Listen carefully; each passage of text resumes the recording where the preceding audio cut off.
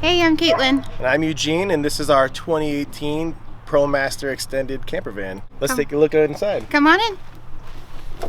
This is our van. Inside here we have a dining room up front is what we call it, where we have this Lagoon swivel table mount.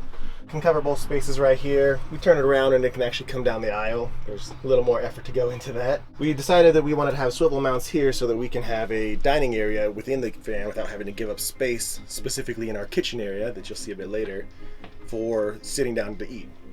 Plus we figured we already have these comfortable chairs, why not use them further? Did you guys install the swivels separate? Yeah, so we got these swivels aftermarket, bought them on eBay. Okay, and that probably makes the space really usable. Absolutely. You can get them from factory from what I understand, but it's not very common. And definitely, I mean, a lot of people have one swivel, but since we put both in, like, it just opens up the cab so much more. Cool. All right, and so underneath the passenger chair, we put in the S-Bar B4L. It's a gasoline heater that's tied right into the gas tank of the ProMaster, which is a gasoline van. We did that because we didn't want to have to deal with the diesel gas as well as, you know, regular gasoline. Do you like it so far? So far, it's been pretty great. There's a few features that we wish that we had, but I'm sure that somewhere out there on the internet we'll figure it out. We have pretty good insulation, so it seems to hold the heat pretty well. And what did you guys do for insulation in this? In the floor, we have rigid foam board, Okay. but everywhere else we have Havelock sheet wool. Oh, okay. And you've been happy with all that so far? Oh yeah, for sure. Sweet. It's been amazing. Plus, it was awesome to be able to put it in and not have to like wear like a full get up, you know, so I don't die of fiberglass poisoning or something. Totally. Underneath the passenger seat as well, or both sides, there's a step down here in the ProMaster that we decided, like, you know, our feet dangle too much if we have it, so we put this step in. And whenever you put something new in a van, you have to come up with a way to create it, you know, multiple uses. So we decided it would be a good idea to put our shoe storage underneath.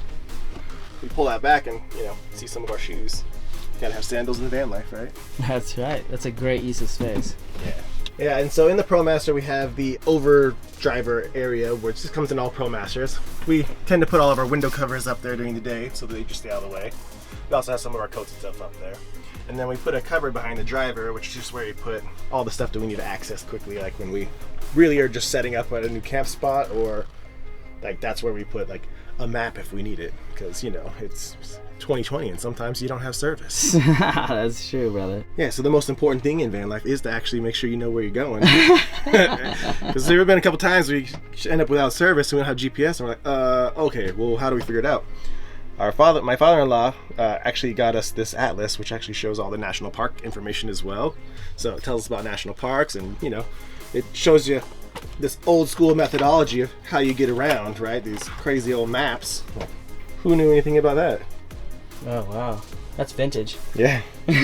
I mean, but this shit ain't. It's from 2021, right? It's the future.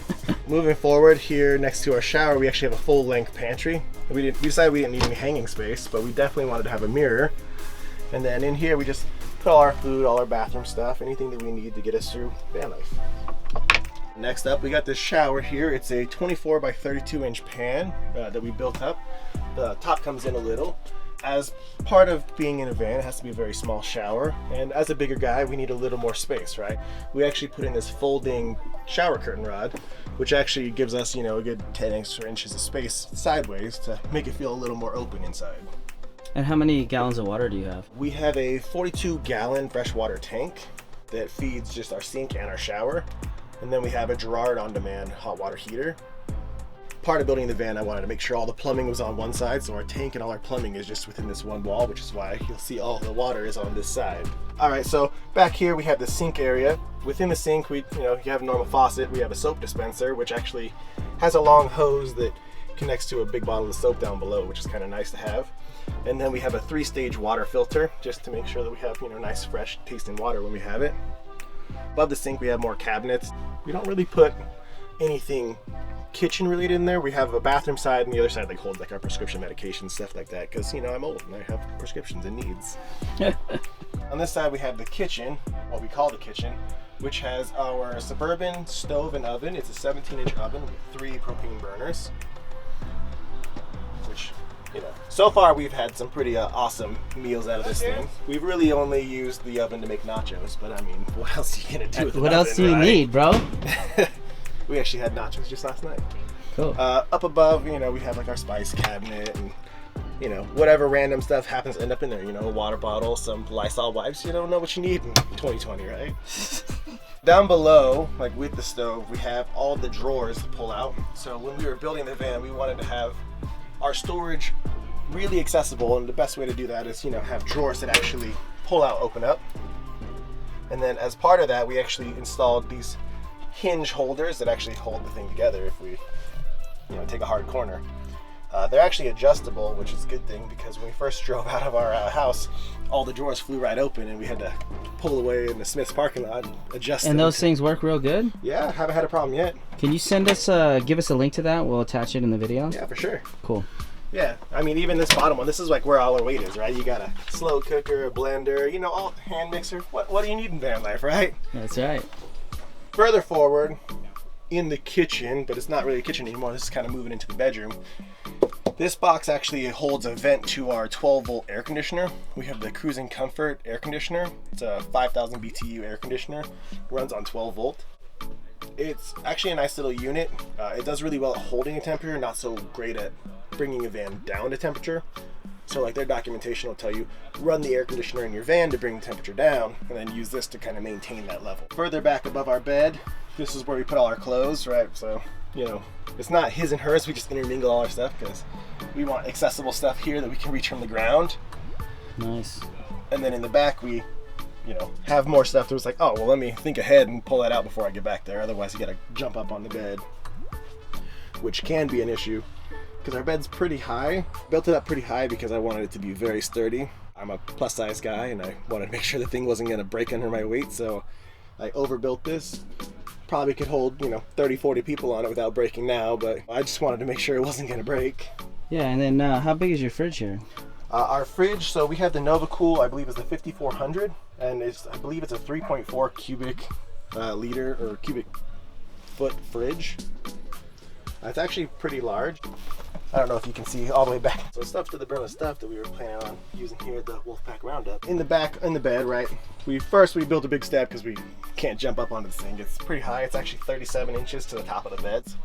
It's a big jump, and I don't really have the hops to get up there. So we built a step to get up there and just tried to match it to all the wood tone in here. That's just built out of 3 2x4s just cut down. The bed itself is just a 6-inch memory foam, gel infused memory foam that we just got off Amazon for like 200 bucks. In the back corners, we had to cut away the corner a little bit because there's these pillars running up, but it's a full queen bed otherwise. We had to also cut some length. It's only 70 inches across here, which works out well because I happen to be 70 inches tall. For the bedding, we actually use a different company called Beddy's, which actually makes our sheets kind of like a sleeping bag, where we actually have a zipper that opens them all. Let me see if I can actually get the zipper.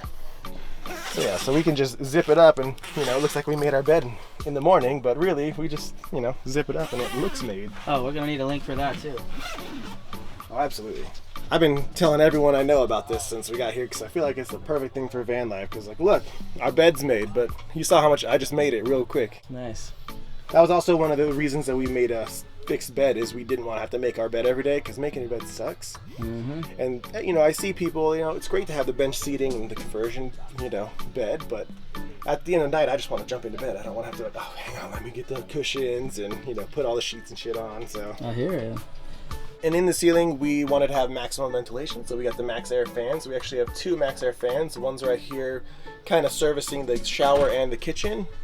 And then the one in the rear is right above the bed, you know, that way we can get a good cross breeze going across. We also have a window that can open right behind the bed so that we can intake air from there. On the sliding door, we also have a window that opens as well, so when the door is closed, we can still open it up and get a little ventilation, like when we're cooking and stuff. On the ceiling, we have, what is it, 6 lights, I believe, 6, 7 lights. We have 2 zones. We have like kind of the living area, and then in the front, we have like a dining room light, so we don't have to turn all the lights on. All of our lights are on dimmers. We just have like the touch dimmers, which can set the mood if we really need to. Or most of the time at night, we just run with these under cabinet lights, which are also just on the dimmer, so we can, you know, really set the mood. Nice. And right above the kitchen, we have outlets. So I put outlets everywhere in the van that we thought we might need them. So we have AC outlet and USB outlet everywhere. And these are just like the cigarette lighters. That way we can update them if we ever need to. But we just got these flush mount cigarette lighter USB ports. That way, you know, things look clean, because it has to look clean to be in the van, right? On this side, we actually have, you know, another AC outlet, another USB outlet with that same flush mount USB port. But then we also have this timer outlet, which is actually what controls our propane. So that's a 1 hour timer, which you just turn. When you turn it on, that's what turns on the propane. There's a solenoid in the back, which this switch is controlling to turn the power propane on and off. So I don't, you know, not 10 miles down a hike and like, oh shit, did I turn off the propane? That's been one of my favorite ones that we've installed. And then up front in the kitchen area, we also have installed them because we figure if we're sitting up here, we might need to charge our devices or plug in our computer while we work at our desk. That could also be, you know. And then the last thing in our shower that we forgot to mention earlier is the Nature's Head toilet we installed. It's a composting toilet that we have vented outside. It's been a great toilet so far. It separates, you know, the solids from the liquids, and so far it's been relatively smell free. The only time you really smell it is like when you're actually emptying the bins or, you know, letting it out. So I would definitely recommend this toilet. All right, so let's go out back to the garage and we'll check out everything that's going on with our power system out there. So here in the garage, everything has its space, right? So we have this big opening, which is actually perfect to show you our electrical system. Underneath we have 4 100 amp hour lithium smart batteries, energy, which are just connected in series up to my massive electrical system. We're running a 2000 watt Victron Charger Plus. Runs our charging and is a 2000 watt inverter at the same time. Then we have a 150/60 MPPT Victron solar controller connected to our 500 watts of solar. We have 5 100 watt Renogy solar panels up on the roof. We also have a 60 amp Renogy DC to DC battery charger. And actually I have a switch up front that I can turn on when we're running our alternator. We can charge our batteries from the van itself. That way, if we happen to be in a spot like, I don't know, the Wolfpack Roundup and we don't got any sun, we can still get power coming in. Moving over to the other side, in the middle of the van here, we actually have a box I built that's just vented out the bottom for our propane. That's where all my propane and where that solenoid that I was telling you about connects. We just leave our propane turned on in there and it gets shut off by a switch that we actually have in there that's just controlled by that switch up front. To the side of that, underneath our recovery tracks here, we actually have a 42-gallon freshwater tank. And that thing is key when it comes to taking showers because, you know, you kind of use a lot more water than you think when you're taking a shower, even when you're trying to be water conscious. For, you know, life out here in the middle of nowhere, we have a cell booster that's actually operated by a switch here right at the front. So we turn that bad boy on and we actually, you know, have increased signal. We actually put the antenna inside next to our bed because, you know, that's where we're on our phones looking at Instagrams because, you know, you gotta. Have you noticed it works? Absolutely. Just a few weeks ago, we were out in Canyonlands National Park in Utah. We had like 1 bar of service, not usable at all. Flip that thing on, we had 2 or 3, and we were able to like watch Instagram, do YouTube, so it was amazing. Antenna from that's right there. Every time we go under a low-hanging tree or a low bridge, I'm like, oh no, please don't rip off my antenna. Still seems to be up there, so we haven't gone through anything too low yet. I'd say the overall height of our van is about 9'10". We just got to be wary when we're going through drive-thrus not to go under anything too short. Awesome. Thanks for stopping by, guys. We're just getting started on this journey, so if you have any questions about the build or about where we're headed to next, leave a comment below or check us out at Travels with Kevin on Instagram. Thanks. Yeah, Bye. thanks for coming, guys. Bye. Bye.